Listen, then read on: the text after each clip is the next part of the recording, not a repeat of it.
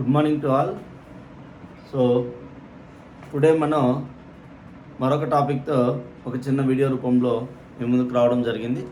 So ఈరోజు ఏ topic చెప్పుకోబోతున్నాము అంటే జీవావరణ పిరమిడ్లు. మరి ఈ టాపిక్ మనకు 10th క్లాస్లో ఉంటుంది, అదేవిధంగా ఫస్ట్ ఇయర్ జువాలజీలో కూడా ఉంటుంది. ఫస్ట్ ఇయర్ జువాలజీలో దీని పరిధి తక్కువగా ఉంది, బట్ ఇక్కడ 10th క్లాస్ లెవెల్లో మన పర్యావరణం పరిరక్షణ అనేటువంటి పాఠంలో ఉంది. ఇక్కడ మరి లాస్ట్ బట్ 9వ పాఠం. మరి ఇక్కడ చాలా ఇంపార్టెంట్ అండి. చాలామంది ఇక్కడ ఈ ఏరియాని టఫ్గా ఫీల్ అవుతూ ఉన్నారు. చాలామంది అభ్యర్థుల కోరిక మేరకు ఈరోజు ఈ టాపిక్ని మనం చెప్పుకోబోతున్నాం. మరి జీవావరణ పిరమిడ్లో మొదటగా పిరమిడ్ భావన ఎందుకు వచ్చింది అన్నటువంటి అంశంతో మొదలుపెట్టి మరి పిరమిడ్లు ఎన్ని రకాలుగా ఉన్నాయి, మరి ఏ ఆవరణ వ్యవస్థలో పిరమిడ్ ఏ ఆకారంలో ఉంటుంది, ఈ అంశాలు ఇంపార్టెంట్. మరి ముందుగా ఎందుకు వచ్చింది ఈ భావన అంటే ఆవరణ శాస్త్రవేత్తలు ఎందుకు తీసుకొచ్చారు అనేటువంటి విషయానికి వస్తే, ఆహారపు గొలుసులోని, జాగ్రత్తగా వినండి, ఆహారపు గొలుసులోని జీవుల మధ్య ఉండే పోషక సంబంధాలను, ఆహారపు గొలుసులోని జీవుల మధ్య ఉండేటువంటి పోషక సంబంధాలను వివరించడానికి లేదా వర్ణించడానికి ఆవరణ శాస్త్రవేత్తలు పిరమిడ్ అనేటువంటి భావనను తీసుకురావడం జరిగింది. మరి ఎవరు తెచ్చారు సార్ ఏంటి అనే విషయానికి వస్తే, మరి మొదటిసారిగా ఈ పిరమిడ్ అనగానే మనకి ఈజిప్ట్ దేశం గుర్తొస్తుంది. మరి పిరమిడ్ అన్నటువంటిది ఒక జామితీయ ఆకారంగా చెప్తాం. మరి పిరమిడ్ చూడడానికి మనకి పిరమిడ్ యొక్క ఉపరితలాలు ఎలా కనబడతాయి అంటే త్రిభుజాకారంలో కనబడతాయి. మరి పిరమిడ్ యొక్క అడుగు భాగం ఎలా ఉంటుంది అంటే కొన్ని పిరమిడ్లు త్రిముఖీయంగా ఉంటాయి, చతుర్ముఖీయంగా ఉంటాయి, బహుముఖీయంగా ఉంటాయి.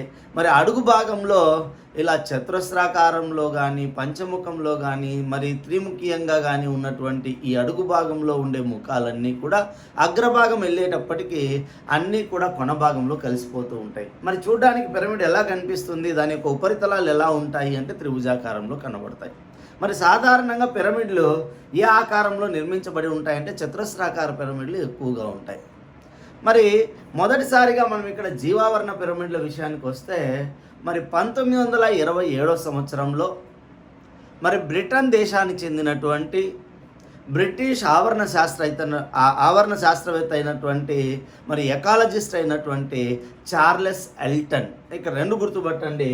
మరి 1927లో 1927లో బ్రిటన్కి చెందినటువంటి మరి చార్లెస్ ఎల్టన్, ఇంపార్టెంట్ అండి, ఈ పేరు గుర్తుపట్టండి. చార్లెస్ ఎల్టన్ అనేటువంటి ఆవరణ శాస్త్రవేత్త ఎకాలజిస్ట్ మొదటిసారిగా ప్రప్రథమంగా ఆవరణ శాస్త్రం యొక్క పిరమిడ్ల యొక్క రేఖా చిత్రాలను రూపొందించడం జరిగింది. కాబట్టి మొట్టమొదటిసారిగా ఆవరణ శాస్త్ర పిరమిడ్ రేఖా చిత్రాలను వెలుగులోకి తెచ్చింది, రూపొందించింది ఎవరు అంటే చార్లెస్ ఎల్టన్. ఏ దేశస్థుడు అంటే బ్రిటన్. అందుకే ఇక్కడ జీవావరణ పిరమిడ్లకి మరొక పేరు ఏం చెప్తాం సార్ అంటే ఎల్టోనియన్, ఆయన పేరు మీదుగా మరి ఎల్టోనియన్ పిరమిడ్స్ అని కూడా పిలుస్తాం. కాబట్టి ఎల్టోనియన్ పిరమిడ్లన్నా లేదా జీవావరణ పిరమిడ్లన్నా ఎకలాజికల్ పిరమిడ్లన్నా ఒకటే. ఎందుకు జీవావరణ పిరమిడ్లను ఎల్టోనియన్ పిరమిడ్లు అంటున్నాము అంటే మొదటిసారిగా మరి ఆవరణ వ్యవస్థ యొక్క మరి పిరమిడ్లకు రేఖా చిత్రాల రూపంలో రూపొందించింది ఎవరు అంటే చార్లెస్ ఎల్టన్. అందుకే వీటిని ఎల్టోనియన్ పిరమిడ్స్ లేదా మరి ఎల్టన్ జీవావరణ పిరమిడ్లు అని కూడా చెప్తూ ఉంటాం. మరి రూపొందించారు, బాగానే ఉంది. మరి ఇక్కడ జీవావరణ పిరమిడ్ అంటే ఏంటి? మరి పిరమిడ్ నిర్వచనానికి వెళ్ళే ముందుగా, జీవావరణ పిరమిడ్ యొక్క నిర్వచనానికి వెళ్ళే ముందుగా ఒక ఆహారపు గొలుసుని ఎగ్జాంపుల్గా మాట్లాడుకొని మరి ఒక ఆహారపు గొలుసుని, మరి ఆహారపు గొలుసు అంటే ఏంటి సార్? ఆవరణ వ్యవస్థలో లేదా ఒక ఎకోసిస్టంలో జీవుల మధ్య ఉండే ఆహార సంబంధాలను తెలియజేసే, ఆవరణ వ్యవస్థలో ఉండేటువంటి జీవుల మధ్య ఉండే ఆహార సంబంధాలను లేదా పోషక సంబంధాలను తెలియజేసేటువంటి గొలుసు రూప నిర్మాణాన్ని ఏమంటాము అంటే ఆహార గొలుసు అంటాం. ఫర్ ఎగ్జాంపుల్ ఒక ఆవరణ వ్యవస్థలో గడ్డి అన్నటువంటి ఉత్పత్తిదారులు ఉన్నాయి. మరి ఈ గడ్డిని మరి కుందేలు ఆహారంగా తీసుకుంటూ ఉంది. మరి ఈ కుందేలుని మరి నక్క ఆహారంగా తీసుకుంటూ ఉంది. ఈ నక్కను తోడేలు లేదా పులి లేదా సింహం అన్నటువంటిది ఆహారంగా తీసుకుంటుంది అని మనం ఒక ఆహార గొలుసును ఊహిస్తే, మరి ఇక్కడ ప్రకృతిలో ఉన్నటువంటి ఆహార గొలుసుల్లో ఇక్కడ మరి జీవావరణ పిరమిడ్లో ఒక సరళమైనటువంటి ఆహార గొలుసును తీసుకుంటున్నాం. మరి ఇందులో ఆహార గొలుసు అనగానే మనకు రెండు అంశాలు తెలియాలి. ఒకటి ఉత్పత్తిదారులని, రెండు వినియోగదారులని. ఇందులో ఉత్పత్తిదారులు ఎవరు సార్, ప్రొడ్యూసర్స్ ఎవరు సార్ అంటే ఇక్కడ ఉత్పత్తిదారులు గడ్డి. మరి మిగిలిన కుందేలు, నక్క, తోడేలు వీటిని ఏమంటున్నాం, ఈ మూడింటిని ఏమంటున్నాం సార్ అంటే వినియోగదారులు, కన్జ్యూమర్స్ అని చెప్తున్నాం. అంటే వినియోగదారులు, ఉత్పత్తిదారులు. ఆవరణ వ్యవస్థలో ఆహారాన్ని ఉత్పత్తి చేసే వాటినే ప్రొడ్యూసర్స్ లేదా ఉత్పత్తిదారులు అంటున్నాం. ఆకుపచ్చని మొక్కలన్నింటినీ ఇందులో చెప్తున్నాం. మరి ఉత్పత్తిదారులు ఉత్పత్తి చేసినటువంటి ఆహారాన్ని వినియోగించుకునే లేదా ఆహారంగా స్వీకరించేటువంటి వాటినే మరి కన్జ్యూమర్స్ లేదా వినియోగదారులు అంటున్నాం. మరి ఇక్కడ ఇంకో పదం చెప్తున్నానండి, పోషక స్థాయి. సో చాలా ఇంపార్టెంట్. సో పోషక స్థాయి, ట్రాఫికల్ లెవెల్ అని చెప్తున్నాం. మరి పోషక స్థాయి అంటే ఆహారపు గొలుసులోని ప్రతి స్థాయి వద్ద, అంటే గడ్డి ఒక స్థాయి, కుందేలు ఒక స్థాయి, నక్క ఒక స్థాయి, తోడేలు అంటే ఇలా ఆహారపు గొలుసులో ప్రతి స్థాయి వద్ద అందుబాటులో ఉండేటువంటి శక్తి పరిమాణాన్ని ప్రతి స్థాయిలో, అంటే ఉత్పత్తిదారుల స్థాయిలో, ప్రాథమిక వినియోగదారుల స్థాయిలో, ద్వితీయ వినియోగదారుల స్థాయిలో, తృతీయ వినియోగదారుల స్థాయిలో, ఇలా ఏ స్థాయి వద్దనైనా ఆ స్థాయి వద్ద అందుబాటులో ఉండేటువంటి మొత్తం శక్తి పరిమాణాన్ని ఏమంటాము అంటే పోషక స్థాయి అంటాం. మరి ఎందుకు ఈ పోషక స్థాయి ఆహార గొలుసు గురించి ఇక్కడ మాట్లాడాను అంటే ఇక్కడ మీకు అర్థమవుతుంది. ముందుగా పిరమిడ్లో మరి జీవావరణ పిరమిడ్ నిర్వచనానికి వస్తే, ఇప్పుడు జీవావరణ పిరమిడ్ అనగా, సో జీవావరణ పిరమిడ్ అనగానేమి అంటే మరి ఇక్కడ ఒక నిర్వచనాన్ని గమనించండి. మరి ఆహార గొలుసులోని వివిధ పోషక స్థాయిలలో, జాగ్రత్తగా వినండి, వివిధ పోషక స్థాయిలలో మరి దేన్ని చెప్పాలా, వివిధ పోషక స్థాయిలలో ఆవరణ వ్యవస్థ యొక్క నిర్మాణాన్ని, వివిధ పోషక స్థాయిలలో ఆవరణ వ్యవస్థ యొక్క నిర్మాణాన్ని పిరమిడ్ రూపంలో, ఏ రూపంలో, పిరమిడ్ రూపంలో. దేని నిర్మాణాన్ని, ఆవరణ వ్యవస్థ యొక్క నిర్మాణాన్ని. దేని అంశాలు తీసుకుంటున్నాం, మరి పోషక స్థాయిని తీసుకుంటున్నాం. కాబట్టి వివిధ పోషక స్థాయిలలో ఆవరణ వ్యవస్థ యొక్క నిర్మాణాన్ని పిరమిడ్ రూపంలో మరి మరి ఎలా ఏర్పరుస్తున్నాం సార్ అంటే రేఖా చిత్ర రూపంలో, రేఖాత్మకంగా చిత్ర రూపంలో ఏర్పరచడాన్ని మనం ఏమంటాము అంటే జీవావరణ పిరమిడ్ అంటాం. మళ్ళీ చెప్తున్నానండి, వివిధ పోషక స్థాయిలలో ఆవరణ వ్యవస్థ యొక్క నిర్మాణాన్ని పిరమిడ్ రూపంలో రేఖాత్మకంగా, రేఖాత్మకంగా చిత్రాన్ని ఏర్పరచడాన్ని, చిత్ర రూపంలో చూపించడాన్ని జీవావరణ పిరమిడ్ అంటాం. అంటే మరి పిరమిడ్ యొక్క అడుగు భాగం విశాలంగా ఉంటుంది, వెడల్పుగా ఉంటుంది, అగ్రభాగానికి వెళ్ళేటప్పటికి సన్నగా అవుతూ ఉంటుంది. దీని అర్థం ఏంటి సార్ అంటే పిరమిడ్ యొక్క నిర్మాణం అంటే ఇక్కడ ఏంటి సార్, జీవావరణ పిరమిడ్ అంటే ఆవరణ వ్యవస్థ యొక్క మొత్తం నిర్మాణాన్ని పిరమిడ్ రూపంలో చూపిస్తూ ఉన్నాం. మరి ఏ అంశాల ఆధారంగా అంటే పోషక స్థాయిల ఆధారంగా. అంటే దీని అర్థం ఏంటి, పిరమిడ్ యొక్క క్రింది భాగం నుండి పై భాగం వరకు, చాలాసార్లు క్వశ్చనర్ గానండి ఇక్కడ, అందుకే ఇంత మనం మళ్ళీ స్ట్రెస్ చేసి చెప్తున్నాం. పిరమిడ్ యొక్క అడుగు భాగం నుండి కొన భాగం వరకు మరి వివిధ పోషకాంశాలు ఒకదానిపైన ఒకటి అమర్చబడి ఉంటాయి. అంటే పిరమిడ్ యొక్క అడుగు భాగంలో ప్రాథమిక పోషక స్థాయి, మరి పిరమిడ్ యొక్క ప్రాథమిక పోషక స్థాయి పైన తరువాత పోషక స్థాయిలు ఈ విధంగా అమర్చబడి ఉంటాయి.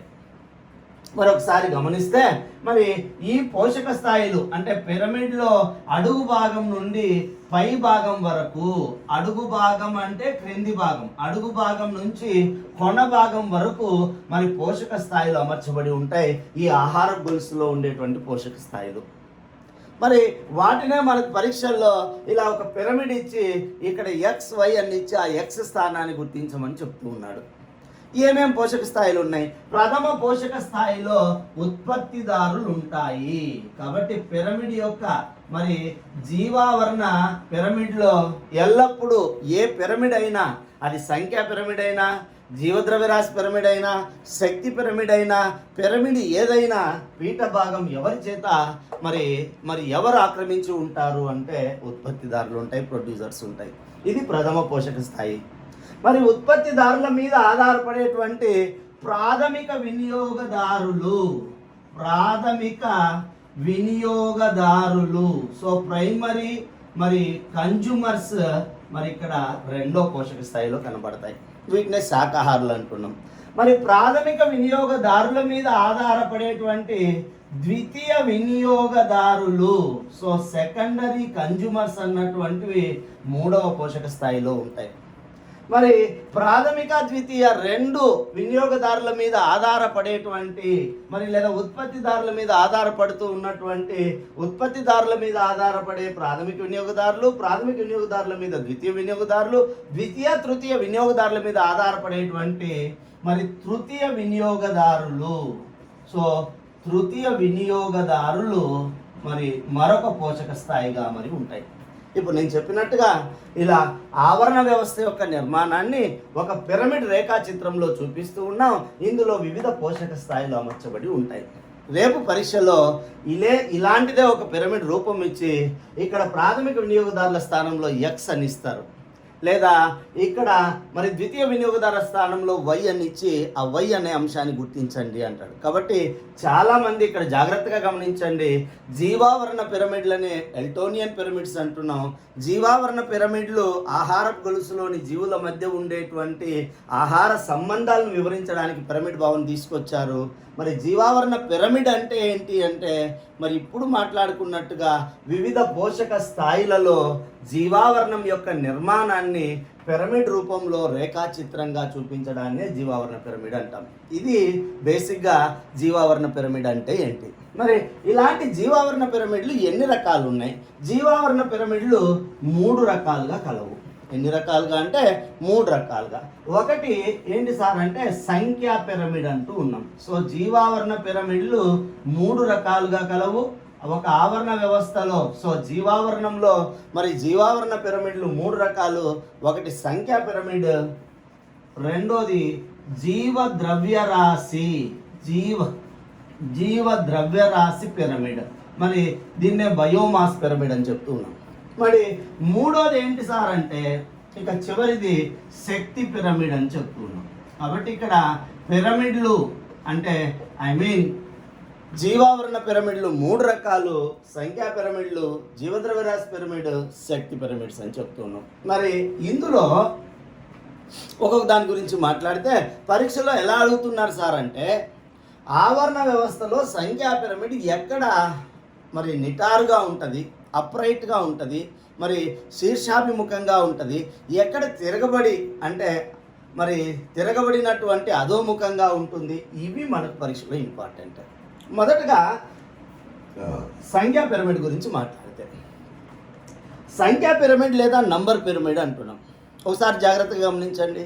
ఏంటి సార్ అంటే ఒక ఆహారపు గొలుసులో, మళ్ళీ చెప్తున్నానండి, ఒక ఆహారపు గొలుసులో వివిధ పోషక స్థాయిలలో ఉండేటువంటి జీవుల యొక్క సంఖ్య ఆధారంగా ఇక్కడ నెంబర్ తీసుకుంటున్నాం.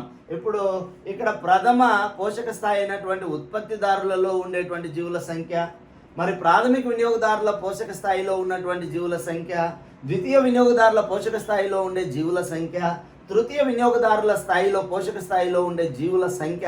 ఇక్కడ దేన్ని ఆధారం చేసుకుంటున్నాం పిరమిడ్ను రూపొందించడానికి అంటే వివిధ పోషక స్థాయిలలో ఉండేటువంటి జీవుల యొక్క సంఖ్యను పోలిక ఆధారంగా మరి వివిధ పోషక స్థాయిలలో ఉండేటువంటి జీవుల సంఖ్యను పోల్చడం ద్వారా రూపొందించే పిరమిడ్ ఏమంటాము అంటే సంఖ్యా పిరమిడ్.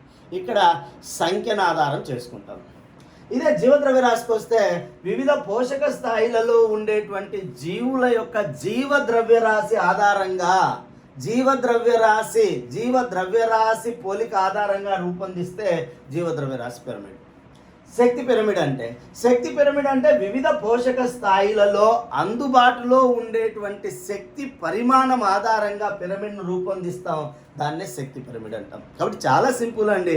మనం తేలిక విషయాన్ని గుర్తుపట్టాలి. వివిధ పోషక స్థాయిలలో, ఆహారపు గొలుసులోని వివిధ పోషక స్థాయిలలో జీవుల సంఖ్యను తీసుకుంటున్నామా, జీవ ద్రవ్యరాశిని తీసుకుంటున్నామా, లేదా శక్తిని ఆధారంగా తీసుకుంటున్నామా, ఆ పోలిక దేన్ని బట్టి చేస్తున్నాము అనే దాన్ని బట్టి పిరమిడ్లు 3 రకాలు. నెంబర్ పిరమిడ్ అని, బయోమాస్ పిరమిడ్ అని, సో ఎనర్జీ పిరమిడ్ అని చెప్తున్నాం. మరి ఇన్ జనరల్గా సంఖ్యా పిరమిడ్ను తీసుకుంటే ముందుగా సామాన్యంగా సంఖ్యా పిరమిడ్ ఇక్కడ మనకు 10th క్లాస్ స్థాయిలో ఒక ఎగ్జాంపుల్ ఇవ్వడం జరిగింది. ఏంటి ఆ ఎగ్జాంపుల్ సార్ అంటే, ఉత్పత్తిదారులు అడవి ఆవరణ వ్యవస్థను తీసుకోవడం జరిగిందండి. అడవి ఆవరణ వ్యవస్థను తీసుకుంటున్నాం. సో ఫారెస్ట్ ఎకోసిస్టంలో ఒక ఆహార గొలుసు చెప్తున్నారు. ఉత్పత్తిదారుల మీద ఏం ఆధారపడుతున్నాయంటే ఎపిడ్స్ అన్నటువంటివి ఆధారపడుతున్నాయి. ఎపిడ్స్ మీద అక్షింతల పురుగులు ఆధారపడుతూ ఉన్నాయి. ఈ అక్షింతల పురుగుల మీద గద్దలు లేదా రాబందులు ఆధారపడుతూ ఉన్నాయి. ఇక నేను ఒక ఆహార గొలుసును గీసాను ఎక్కడ అడవి ఆవరణ వ్యవస్థలో ఉత్పత్తిదారుల మీద ఎపిడ్స్ ఆధారపడుతూ ఉన్నాయి. ఎపిడ్స్ అంటే రసం పీల్చేటువంటి కీటకాలండి. ఈ ఎపిడ్స్ని ఆధారంగా తీసుకునేటువంటివి అక్షింతల పురుగులు ఉన్నాయి. మరి వీటిని తీసుకున్నటువంటివి గద్దలు లేదా రాబందులు ఉన్నాయి. అంటే ఇక్కడ మనం ఆహార గొలుసులో పోషక స్థాయిల్లో ఇది ప్రథమ పోషక స్థాయి, మరి ఇది 2, ఇది 3, ఇది 4 ఇలా పోషక స్థాయి చెప్తున్నాం. మరి ఇక్కడ నెంబర్ను తీసుకుంటూ ఉన్నాం. అంటే ఏంటి, మరి ఉత్పత్తిదారుల సంఖ్య ఒకసారి గమనించండి. ఇక్కడ మరి అడవి ఆవరణ వ్యవస్థలో ఉత్పత్తిదారులు నెంబర్ ఎలా ఉంటుంది అంటే ఎక్కువ సంఖ్యలో ఉంటుంది. అంటే ఫర్ ఎగ్జాంపుల్ మనం ఇలా డ్రా చేస్తూ ఉన్నాను. ఉత్పత్తిదారుల సంఖ్య ఇలా ఎక్కువ సంఖ్యలో ఉంటుంది. ఇదే ఉత్పత్తిదారులతో పోలిస్తే ఆ ఉత్పత్తిదారుల మీద ఆధారపడేటువంటి మరి కీటకాల యొక్క సంఖ్య ఉత్పత్తిదారులతో పోలిస్తే తక్కువగా ఉంటుంది. ఇలా సూచిస్తున్నాం. అంటే ఇది ఉత్పత్తిదారులను సూచిస్తుంది, ఇది ఎపిడ్స్ను సూచిస్తుంది, 2వ పోషక స్థాయి. ఇక ఎపిడ్స్ మీద ఆధారపడేటువంటి అక్షింతల పురుగులను చూసినట్లయితే ఎపిడ్స్ కంటే వీటి సంఖ్య తక్కువగా ఉంటుంది. కాబట్టి ఇక్కడ 3వ పోషక స్థాయి, వీటినే మనం అక్షింతల పురుగులు అని చెప్తూ ఉన్నాం. మరి అక్షింతల పురుగుల మీద ఆధారపడేటువంటి మరి గద్దలు లేదా రాబందుల సంఖ్య ఇంకా తక్కువగా ఉంటుంది. ఇక్కడ మనం 4వ పోషక స్థాయి అయినటువంటి అగ్రస్థాయి మాంసాహారులు లేదా మరి తృతీయ వినియోగదారులను సూచిస్తూ ఉన్నాం. ఇలా అడవి ఆవరణ వ్యవస్థలో మరి వివిధ పోషక స్థాయిలలో ఉండే జీవుల సంఖ్య ఆధారంగా చేసుకుంటే పిరమిడ్ అన్నటువంటిది ఇలా నిటారుగా ఉంటుంది. అంటే శీర్షాభిముఖంగా ఉంటుంది. ఇంగ్లీష్లో అప్రైట్గా ఉంటుంది. కాబట్టి ఏదైనా ఇప్పుడు పచ్చిక బయలు తీసుకున్నాం అనుకోండి, గడ్డి భూములు, ఆ గడ్డి భూముల మీద ఆధారపడేటువంటి కుందేళ్ళు, మరి ఆ కుందేళ్ళను ఆహారంగా తీసుకునేటువంటి మానవుడు ఇప్పుడు ఇలా చూస్తే ఇలా ఉంటుంది. అంటే గడ్డి భూమిలో ఉండే గడ్డి మొక్కల కంటే కుందేళ్ళు తక్కువ, కుందేళ్ళ కంటే వాటిని తినే. మరి ఇక్కడ మనం ఏదైనా మానవుడు కానీ, పులి కానీ, సింహం కానీ, నక్క కానీ ఇలా తీసుకుంటే ఇది కూడా అప్రైట్గా ఉంటుంది. కాబట్టి ఇన్ జనరల్గా సంఖ్యా పిరమిడ్ అన్నటువంటిది ఎక్కువ ఆవరణ వ్యవస్థల్లో ఇలా నిటారుగా ఉంటుంది, శీర్షాభిముఖంగా ఉంటుంది, లేదా అప్రైట్గా ఉంటుంది. అయితే ఇక్కడ మనకు పరీక్షలో చాలా ఇంపార్టెంట్ ఏంటి సార్ అంటే, సంఖ్యా పిరమిడ్ అన్నటువంటిది ఎప్పుడు తలక్రిందులుగా ఉంటుంది. ఇది మనకు పరీక్షలో ఇంపార్టెంట్. ఇదే మీరు ఫస్ట్ ఇయర్ జువాలజీలో కూడా ఇవ్వడం జరిగింది మీకు. మరి సంఖ్యా పిరమిడ్ ఎప్పుడు తలక్రిందులుగా ఉంటుంది, ఏ ఆవరణ వ్యవస్థలో చూసినప్పుడు తలక్రిందులుగా ఉంటుంది అనేటువంటి విషయానికి వస్తే, మరి సంఖ్యా పిరమిడ్ అన్నటువంటిది ఒకసారి చూడండి. పరాన్న జీవ ఆహారపు గొలుసులో గుర్తుపట్టండి, పారాసైటిక్ ఫుడ్ చైన్ అంటున్నాం. పరాన్న జీవ ఆహారపు గొలుసులో మరి ఎగ్జాంపుల్ కూడా మాట్లాడదాం మనం. పరాన్న జీవ ఆహారపు గొలుసు లేదా కండిషన్ చూడండి, 3 కండిషన్ చెప్తున్నానండి. మీరు ఇంటర్మీడియట్లో ఈ పదం ఉంటుంది. పరాన్న జీవ ఆహారపు గొలుసులో సంఖ్యా పిరమిడ్ తిరగబడి ఉంటుంది, అప్ అండ్ డౌన్గా ఉంటుంది, క్రిందికి ఉంటుంది, అదో శీర్షాభిముఖంలో ఉంటుంది. కాబట్టి పరాన్న జీవ ఆహారపు గొలుసు కానీ, లేదా దీన్ని ఇలా అడిగితే ఒక చెట్టుతో లేదా ఒక వృక్షం ఉత్పత్తిదారుగా ఉన్నప్పుడు, ఒక వృక్షం లేదా ఏకైక చెట్టు ఉత్పత్తిదారుగా ఉండి ఆహారపు గొలుసు ప్రారంభమైతే, కాబట్టి ఒక వృక్షం లేదా ఒక ట్రీ, ఒక పెద్ద చెట్టు మరి ఒక ఉత్పత్తిదారుడిగా ఉండి ఆహారపు గొలుసు ప్రారంభమైతే అప్పుడు కూడా సంఖ్యా పిరమిడ్ అన్నటువంటిది మరి రివర్సిబుల్గా ఉంటుంది. అంటే అదో శీర్షాభిముఖంగా ఉంటుంది, తిరగబడి ఉంటుంది. ఇది గుర్తుపట్టండి. అలా కాకుండా ఇంకొక రకంగా అడిగితే, ఉత్పత్తిదారుల సంఖ్య కంటే వినియోగదారుల యొక్క సంఖ్య, అంటే ఉత్పత్తిదారుల యొక్క పోషక స్థాయిలో ఉండే జీవుల సంఖ్య కంటే వాటిపైన ఆధారపడేటువంటి వినియోగదారుల సంఖ్య ఎక్కువగా ఉంటే అప్పుడు కూడా మరి సంఖ్యా పిరమిడ్ ఎలా ఉంటుంది సార్ అంటే తిరగబడిన రూపంలో ఉంటుంది.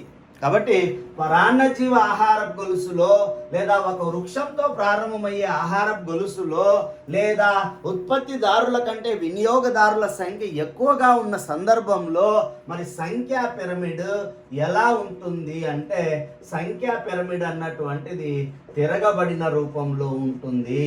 ఎగ్జాంపుల్ మనం ఇక్కడ మాట్లాడదాం. ఉత్పత్తిదారు ఒక చెట్టు అన్నాం, ఒకటే ఉంది చెట్టు.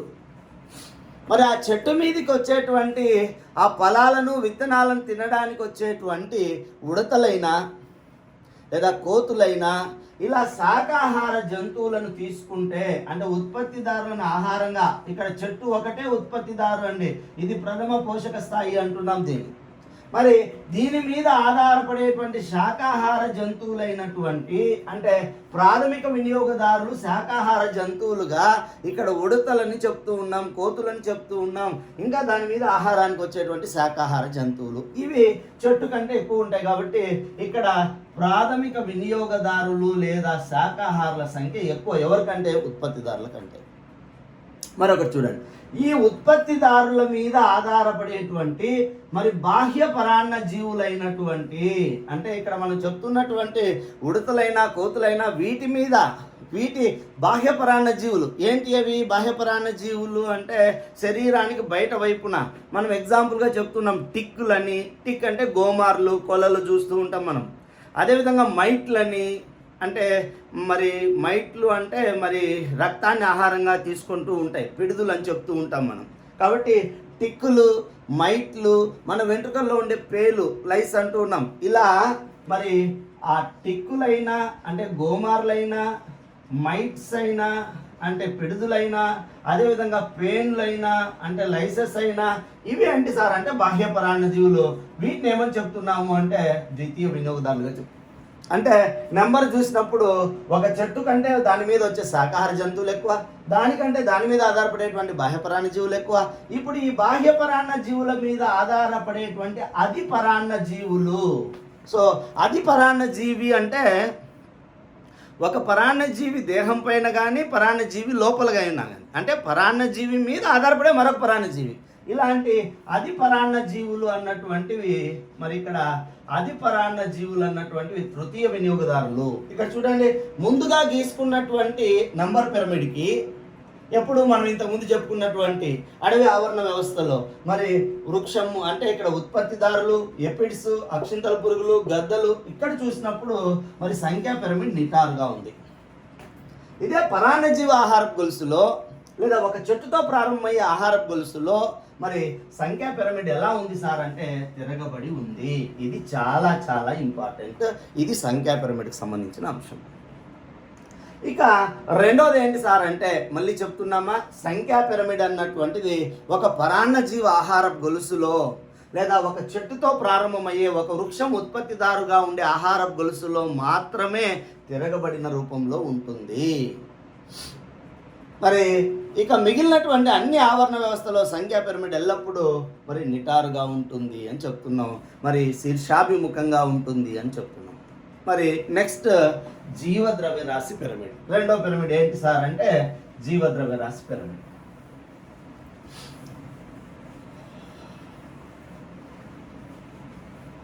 మరి జీవద్రవ్య రాశి పిరమిడ్లో మొదటి పదమే బయోమాస్ లేదా జీవద్రవ్య రాశి. మరి ఇక్కడ జీవద్రవ్య రాశి, జీవ ద్రవ్యరాశి పిరమిడ్. ఏంటి జీవ ద్రవ్యరాశి పిరమిడ్లో జీవ ద్రవ్యరాశి బయోమాస్ అంటున్నాం. ఏంటి బయోమాస్ అంటే సింపుల్గా ఒకే ఒక మాటలో చెప్తాను చూడండి. శక్తి ఉత్పత్తి కోసం, మళ్ళీ చెప్తున్నా అండి, శక్తి ఉత్పత్తి కోసం దోహదపడే వృక్ష మరియు జంతు సంబంధమైనటువంటి కర్బన పదార్థాన్ని ఏమంటాము అంటే బయోమాస్ అంటాం, లేదా జీవద్రవ్యరాశి అంటాం. మరి ఎలా వస్తుంది సార్? ఆవరణ వ్యవస్థలో కిరణజన్య సంయోగ క్రియ ద్వారా సూర్యరశ్మి సహాయంతో కార్బన్ డైఆక్సైడ్ స్థాపన జరిగి మరి తయారయ్యేటువంటి కర్బన సంబంధ పదార్థాన్ని ఏమంటామంటే జీవద్రవ్యరాశి. దీన్నే మనం సింపుల్గా శక్తి ఉత్పత్తి కోసం తోడ్పడే వృక్ష జంతు సంబంధమైన కర్బన పదార్థాన్ని మనం ఏమంటామంటే జీవద్రవ్యరాశి, బయోమాస్. మరి ఈ బయోమాస్ నుంచి వచ్చేటువంటి శక్తినే మనం ఏమంటాము అంటే మరి ఫ్యూయల్ అని చెప్తున్నాం, జీవ ఇంధనం అంటున్నాం. మరి మనం ఇప్పుడు చూస్తున్నటువంటి బయోగ్యాస్ అయినా మరి బయోడీజిల్ అయినా ఇలాంటి బయోఫ్యూయల్స్కు ఉదాహరణగా చెప్తాం. మరి ఇక్కడ జీవద్రవ్యరాశి పిరమిడ్ ముందే చెప్పినాను, వివిధ పోషక స్థాయిలలో ఉండేటువంటి జీవద్రవ్యరాశి ఆధారంగా వివిధ పోషక స్థాయిలలో ఉండే జీవద్రవ్యరాశి పోలికలను బట్టి రూపొందించే పిరమిడ్నే మనం ఏమన్నాము అంటే జీవద్రవ్యరాశి పిరమిడ్ అంటాం. మరి జీవద్రవ్యరాశి పిరమిడ్ ఏ ఆవరణ వ్యవస్థల్లో నిటారుగా ఉంటుంది, ఏ ఆవరణ వ్యవస్థల్లో తలక్రిందులుగా ఉంటుంది, చాలా ఇంపార్టెంట్ అండి. మరి జీవద్రవ్యరాశి పిరమిడ్ అన్నటువంటిది మనకు ఆవరణ వ్యవస్థలు రెండు రకాల ఎకోసిస్టమ్స్. టెరెస్ట్రియల్ అంటే భౌమ్య ఆవరణ వ్యవస్థలు అంటున్నాం, అంటే భూమి మీద ఉండే ఆవరణ వ్యవస్థలను భౌమ్య ఆవరణ వ్యవస్థలు అంటాం. అది గడ్డి భూములు కానీ, ఎడార్లు కానీ, అడవి ఆవరణ వ్యవస్థ కానీ, ఇలా పచ్చిక బయళ్ళు కానీ ఇట్లా. అలా కాకుండా మరి నీటి సంబంధమైనటువంటి ఆవరణ వ్యవస్థలను జల ఆవరణ వ్యవస్థలు, అక్వాటిక్ మరి ఎకోసిస్టమ్స్ అంటున్నాం. Terrestrial ecosystems, aquatic ecosystems. మరి ఆక్వాటిక్ అంటే సముద్రం కానీ, నది కానీ, సరస్సు కానీ, మరి ఎచ్యుయరీ కానీ, ఇవన్నీ ఏంటి సార్ అంటే జల ఆవరణ వ్యవస్థలు. ఇక్కడ ఎందుకు ఇంత క్లియర్గా మాట్లాడుతున్నానంటే ఇక్కడ విషయం ఉంది. సో జీవద్రవ్యరాశి పిరమిడ్ భౌమ్య ఆవరణ వ్యవస్థలలో ఎల్లప్పుడూ నిటారుగా ఉంటుంది.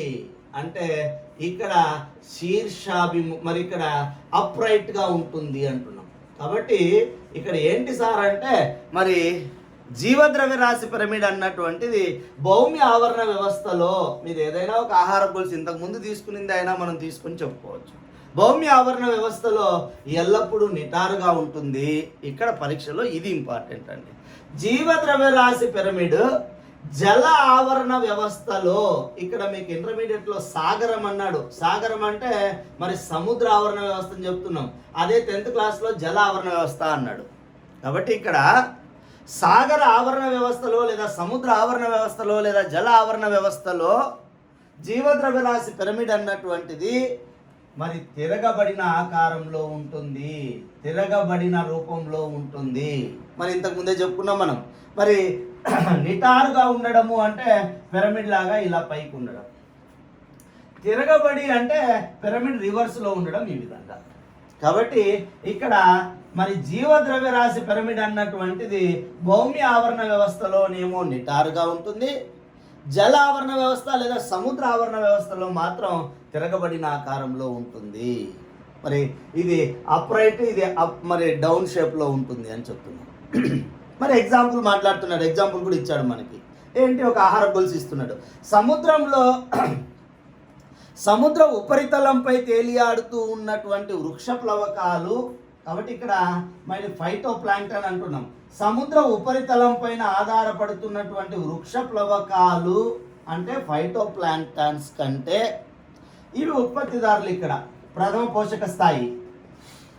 ఈ వృక్ష ప్లవకాలను లేదా ఉత్పత్తిదారులను ఆహారంగా తీసుకునేటువంటి వృక్ష ప్లవకాలను ఆహారంగా తీసుకునేటువంటి ప్రాథమిక వినియోగదారులైనటువంటి క్రస్టేషియన్ జీవులు, క్రస్టేషియన్ డింబకాలు, ఈ క్రస్టేషియన్లు, అదేవిధంగా కొన్ని శాకాహార చేపలు, ఇవి రెండవ పోషక స్థాయి అయినటువంటి ప్రాథమిక వినియోగదారుల కిందికి వస్తాయి. అంటే వృక్ష ప్లవకాలు లేదా ఉత్పత్తిదారుల జీవద్రవ్య రాశి కంటే క్రస్టేషన్లు లేదా శాకాహార చేపల జీవద్రవ్య రాశి ఎక్కువ. అంటే బొమ్మలో ఇలా సూచించవచ్చు. ఇది వృక్ష ప్లవకాలు అయితే ఇది దీనిపైన ఆధారపడేటువంటి క్రస్టేషన్లు లేదా శాకాహార ప్రాథమిక వినియోగదారులు. మరి ఈ ప్రాథమిక వినియోగదారులైనటువంటి శాకాహార చేపలను లేదా చిన్న చేపలను క్రస్టేషన్లను ఆహారంగా తీసుకునే పెద్ద మాంసాహార చేపలను చూసినప్పుడు, పెద్ద మాంసాహార చేపలు కాబట్టి ఈ మాంసాహార చేపలే ఇక్కడ ద్వితీయ లేదా తృతీయ వినియోగదారులో చెప్తూ ఉన్నాం. అంటే ఇవి ఎలా ఉన్నాయి సార్ అంటే ఇలా పెద్ద పరిమాణంలో ఉన్నాయి. సో మనం అనుకున్నట్టుగా ఇక్కడ పిరమిడ్ అన్నటువంటిది ఎలా ఉంది సార్ అంటే తలక్రిందులుగా ఉంది, తిరగవేయబడి ఉంది. ఏ ఆవరణ వ్యవస్థలో? సాగరం లేదా సముద్రం లేదా జల ఆవరణ వ్యవస్థలో. ఏ పిరమిడ్? జీవద్రవ్య రాశి పిరమిడ్. మరి ఈ విషయాన్ని గుర్తుపట్టాలి. అయితే ఇక్కడ 10th క్లాస్ బుక్లో మరి ఆ పక్కనే ఇంకొకటి ఇచ్చారు. ఏమి ఇచ్చారు సార్ అంటే చాలామంది అక్కడ కన్ఫ్యూజ్ అవుతూ ఉన్నారు పిల్లలు. వృక్ష ప్లవకాలు 1000 kgs అని, వీటి మీద ఆధారపడే జంతు ప్లవకాలు జూ ప్లాంక్టాన్, నీటి మీద తేలాడేటువంటి జంతువులని జంతు ప్లవకాలు అంటాం, ఇవి 100 kgs. మరి జంతు ప్లవకాలను ఆహారంగా తీసుకునేటువంటి చేపలు సో ఇక్కడ 10 kgs. మరి చేపలను ఆహారంగా తీసుకునే మానవుడు 1 kg అని ఒక మరి ఫ్లో చార్ట్ మాదిరిగా ఇచ్చారు అక్కడ. ఏంటి సార్ ఇక్కడ ఏంటి విషయము అని చూస్తే మనం ఒకసారి ఏంటి ఇక్కడ ఏం చెప్పాడు, దీనికి ఏది సంబంధం లేదు అంటే మరి ఇక్కడే కన్ఫ్యూజ్ కాకుండా చదువుకోవాలి. అంటే ఆహార గొలుసులో ఒక పోషక స్థాయి నుంచి మరొక పోషక స్థాయికి జీవద్రవ్య రాశి యొక్క మరి రవాణా ఎలా ఉంటుంది అని తెలియజేస్తుంది ఇక్కడ చెప్పినటువంటి అంశం.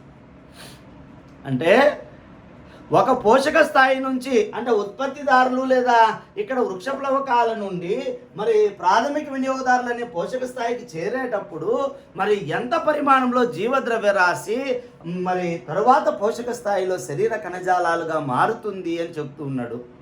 కాబట్టి ఇక్కడ జాగ్రత్తగా 2 మాటలు చెప్తున్నానండి. మరి ఆవరణ వ్యవస్థలో లేదా ఒక ఆహార గొలుసులో ఒక పోషక స్థాయి నుంచి మరొక పోషక స్థాయికి జీవ పదార్థం అంటే నేను ఇక్కడ జీవ ద్రవ్యరాశి అంటున్నా. ఈ జీవ ద్రవ్యరాశి లేదా ఆహారం ప్రతి పోషక స్థాయిలో అందుబాటులో ఉండే ఆహార పరిమాణాన్నే జీవద్రవ్యరాశి అనొచ్చు. అంటే ఒక పోషక స్థాయి నుంచి ఇంకో పోషక స్థాయికి ఆహారం ట్రాన్స్ఫర్ అయినప్పుడు, రవాణా అయినప్పుడు, జీవద్రవ్యరాశి రవాణా అయినప్పుడు ఎంత శాతం ఆహారం వృధా అవుతుంది అంటే 90% వృధా అవుతుంది. మరి ఎంత శాతం మరి తరువాత పోషక స్థాయిలోని జీవుల్లో శరీర కణజాలాలుగా మారుతుంది అంటే 10% లేదా అంతకంటే తక్కువ. చాలా ఇంపార్టెంట్ అండి. ఒక పోషక స్థాయి నుంచి మరొక పోషక స్థాయికి మరి బయోమాస్ రవాణా జరిగినప్పుడు, ఆహారం సరఫరా జరిగినప్పుడు, రవాణా అయినప్పుడు దానిలో 10% మాత్రమే తరువాత పోషకాహార జీవిలో శరీర కణజాలాలుగా మార్పు చెందుతుంది. మరి ఇప్పుడు ఈ ప్రిన్సిపల్ చూడండి. మరి 1000 kgsలలో 10% అంటే 100 kg జంతు ప్లవకాలు చేరుతుంది ఇక్కడ ఉన్నటువంటి బయోమాస్ ఈ జీవుల్లో. మరి జంతు ప్లవకాల నుంచి చేపలకి 10% అంటే మరి 100 kgలో 10% 10 kg చేరుతుంది. మరి 10 kg నుంచి ఇక్కడ 10% అంటే మానవునిలోకి ఎంత జీవ పదార్థం చేరుతుంది, ఎంత మరి జీవ ద్రవ్యరాశి చేరుతుంది, ఆహారం చేరుతుంది, శరీర కణజాలాలుగా మారుతుంది అంటే 1 kg. ఇది అండి ఇక్కడ. మరి దీన్ని తీసుకొచ్చి దీంతో కలిపి చదివి ఇబ్బంది పడద్దు. కాబట్టి జీవద్రవ్యరాశి పిరమిడ్ అనగానే భౌమ్య ఆవరణ వ్యవస్థలో నిటారుగా ఉంటుంది, అప్రైట్గా ఉంటుంది. జల ఆవరణ వ్యవస్థలో లేదా సముద్ర ఆవరణ వ్యవస్థలో మరి తలక్రిందులుగా ఉంటుంది. అదే సంఖ్యా పిరమిడ్ అయితే పరాన్నజీవ ఆహారపు గొలుసులో లేదా ఒక వృక్షంతో ప్రారంభమయ్యేటువంటి ఆహారపు గొలుసులో మాత్రమే తిరగబడి ఉంటుంది, తలక్రిందులుగా ఉంటుంది. మిగిలిన అన్ని ఆహారపు గొలుసుల్లో నిటారుగా ఉంటుంది. ఇక చివరిది శక్తి పిరమిడ్. మరి ఆదర్శవంతమైనటువంటి పిరమిడ్గా చెప్తాను. ఏ ఆవరణ వ్యవస్థలోనైనా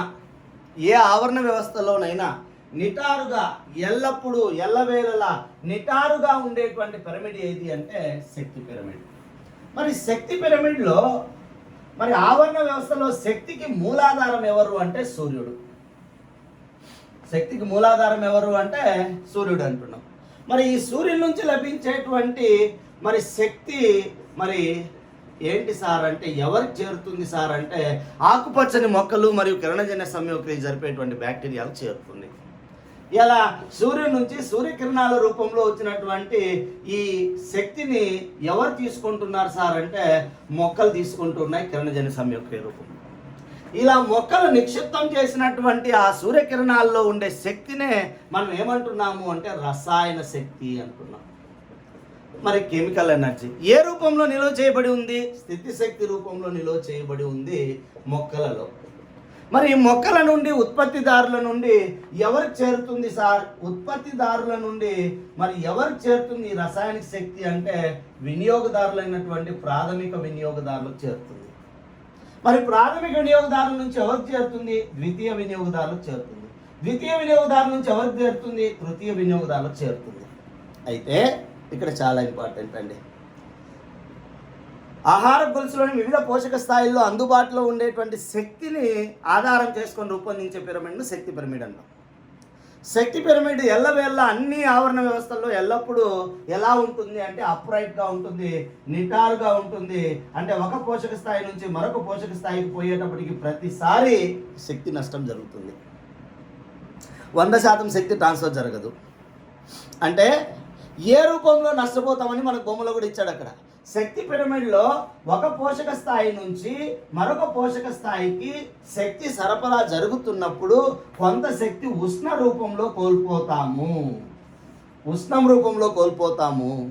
మరి ఇలా ప్రతి పోషక స్థాయిలోనూ ఒక పోషక స్థాయి నుంచి ఇంకో పోషక స్థాయికి పోయేటప్పుడు శక్తి ఉష్ణ రూపంలో కోల్పోవడం వల్ల మరి ఆవరణ వ్యవస్థలోని పోషక స్థాయిల్లో దిగువ స్థాయిలో ఉన్నటువంటి పోషక స్థాయిలో ఎగువ స్థాయిలో ఉండే పోషక స్థాయి కంటే ఎక్కువ శక్తి ఉంటుంది. ఎగువ స్థాయిలో ఉండే పోషక స్థాయికి దిగువ స్థాయితో పోలిస్తే తక్కువ శక్తి ఉంటుంది. ఇలా శక్తి నష్టం జరుగుతూనే ఉంటుంది. ఈ శక్తి తిరిగి మరి జీవావరణంలో కలిసిపోతూ ఉంటుంది, ఉష్ణ రూపంలో వెలువడినటువంటిది. ఇలా శక్తి పిరమిడ్ ఎల్లప్పుడూ నిటారుగా ఉంటుంది. ఇది అండి దేనికి సంబంధించిందంటే పిరమిడ్లు. సో చాలా సింపుల్ అంశం, బట్ మనం చూసే కోణం ఇంపార్టెంట్. మరి ఎలాంటి క్వశ్చన్లు వస్తాయి? అదో ఇలాంటి పిరమిడ్ ఇచ్చి దీనిలో ఎక్స్ వై మైనస్ లేదా ఏబీలు ఇచ్చి ఆ పిరమిడ్లో ఉండేటువంటి పోషక స్థాయిని గుర్తించండి అంటారు. కాబట్టి ఇక్కడ ద్వితీయ వినియోగదారులు తీసేసి ఏ అని పెట్టినాను అనుకో, ఇచ్చిన పటంలో ఏ దేన్ని తెలియజేస్తుంది? సో ద్వితీయ వినియోగదారులను గుర్తించాలా. మరి పిరమిడ్ అనే భావనని ఎవరు తీసుకొచ్చారు? చార్లెస్ సల్టన్. పిరమిడ్లకు మరొక పేరు ఎల్టోనియన్ పిరమిడ్స్. పిరమిడ్లు ఎన్ని రకాలుగా ఉన్నాయి? 3 రకాలుగా ఉన్నాయి. వివిధ పోషక స్థాయిల్లో ఉండే సంఖ్య ఆధారంగా సంఖ్యా పిరమిడ్, జీవద్రవ్యరాశి ఆధారంగా జీవద్రవ్యరాశి పిరమిడ్, శక్తి ఆధారంగా శక్తి పిరమిడ్లు అన్ని ఆవరణ వ్యవస్థలో ఎల్లప్పుడూ ఎలా ఉంటాయి? నిటారుగా ఉంటుంది. మరి సముద్ర ఆవరణ వ్యవస్థలో ఏ పిరమిడ్ తలక్రిందులుగా ఉంటుంది? జీవద్రవ్యరాశి పిరమిడ్. మరి పరాన్నజీవ ఆహార గొలుసులో ఏ పిరమిడ్ తలక్రిందులుగా ఉంటుంది? సంఖ్య పిరమిడ్. కాబట్టి ఇది పిరమిడ్లకు సంబంధించి. సో నెక్స్ట్ మరొక వీడియోలో కలుద్దామండి. మరి మీ అందరికీ ఒక చిన్న సూచన ఏంటి అంటే, మనం త్వరలో ఒక క్రాష్ కోర్స్ రూపంలో మరి మీకు అతి తక్కువ టైంలో ఈ తక్కువ సమయంలో మీకు మా క్లాసెస్, ఇప్పుడు నా క్లాసెస్ కొన్ని మీరు యూట్యూబ్ ఛానల్లో చూస్తూ ఉన్నారు. మరి అతి దగ్గరలో రేపు మొన్నట్లో మనం ఒక యాప్ రూపంలో ముందుకు రావడం జరుగుతుంది. అతి తక్కువ సమయంలో 3 నుంచి 10వ తరగతి వరకు ఉన్నటువంటి సిలబస్ని ఇలా వివరణ అయినటువంటి వీడియోల రూపంలో అన్ని అంశాలను కవర్ చేస్తూ, మరి 6th to 10th వరకు ఉండేటువంటి అన్ని అంశాలను కవర్ చేస్తూ మీకు ఒక క్రాష్ కోర్స్ రూపంలో మేము ముందుకు రావడం జరుగుతుంది. మరి నచ్చిన వాళ్ళు వీటిని మరి ఈ క్లాస్ని, ఈ యాప్ని మీరు పర్చేస్ చేసి మీ ఫ్రెండ్స్కి తెలియజేస్తారని కోరుకుంటూ ఉన్నానండి.